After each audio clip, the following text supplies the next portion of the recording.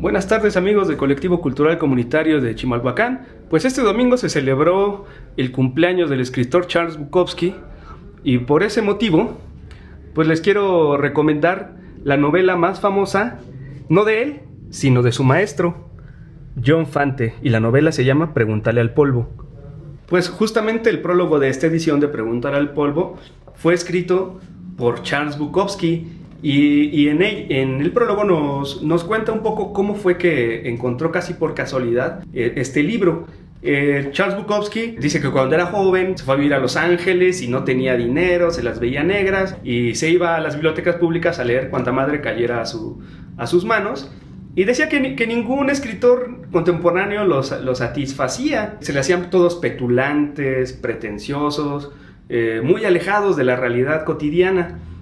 Pero entonces justamente en una biblioteca encontró un viejo ejemplar de Pregúntale al polvo que cambió su vida y que define definitivamente cuál es el estilo narrativo que él quiere tener. Este libro nos cuenta las aventuras de un joven aprendiz de escritor que viene de provincia, hijo de padres italoamericanos, que en ese tiempo, en el tiempo que fue escrito, en 1939, pues los italianos o los italoamericanos en Estados Unidos eran vistos como unos verdaderos parias. Entonces este joven aprendiz de escritor llamado Arturo Bandini sale de su pueblo y se va a la caótica ciudad de Los Ángeles a probar suerte y le va de la chingada. Es un libro con un lenguaje muy coloquial para su tiempo, que habla de la calle, que tiene mucho sentido del humor. Es un personaje que no teme exhibir sus defectos, sus errores, sus prejuicios, sus complejos, y es, como dirían los gringos, un verdadero perdedor. Pero a pesar de eso, pues lo valioso es que nunca se pierde el sentido del humor, y yo creo que esa es una de las virtudes de John Fante, ¿no? Que sabe burlarse de sí mismo. Bueno, una de las influencias más notorias de Fante sobre Bukowski es este asunto de ser autorreferencial, ¿no? El personaje Arturo Bandini, por ejemplo, pues es el alter ego de John Fante, ¿no?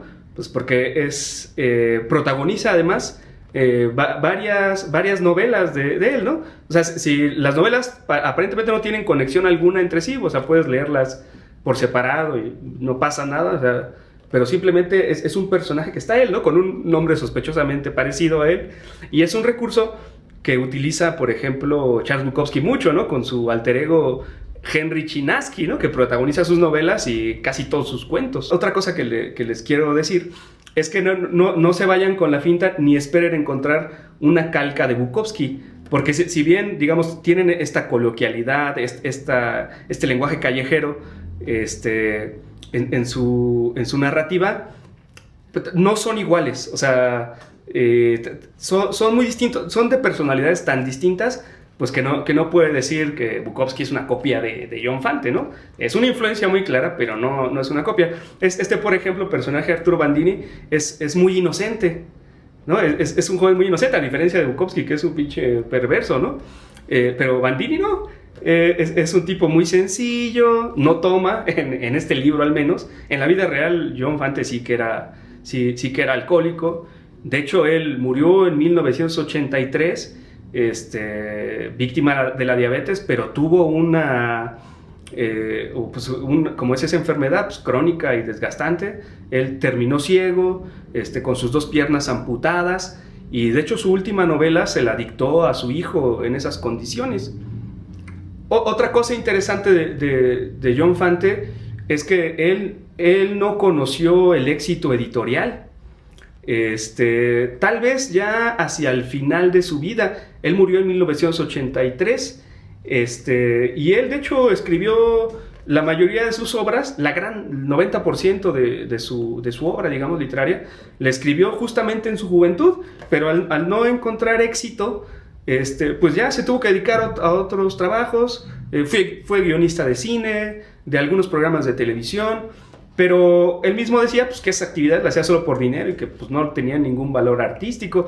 Y fue justamente Charles Bukowski el que tuvo que ver mucho con su éxito, porque ya un poco antes de la década de los 80, Charles Bukowski se vuelve un fenómeno después de ser un escritor underground que publicaba en fanzines.